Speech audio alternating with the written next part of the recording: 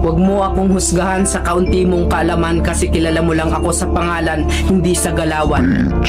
Pinanganak akong mahirap, hindi ako pinalad makapagtapos ng pag-aaral kaya binawi ko na lang sa sipag at diskarte sa buhay. Oo, wala akong pinag-aralan pero kaya kong kumita sa lansangan na hindi mo makukuha sa taas ng iyong pinag-aralan.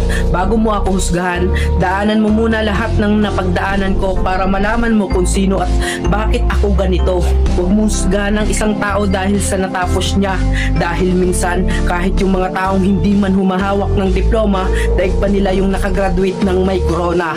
Bawat tao may kanya-kanyang kwento sa buhay. Kaya bago mo sila husgahan, alamin mo muna ang kanilang pagkatao at tingnan mo muna ang sarili mo. Baka malala ka pa sa tinitira mo.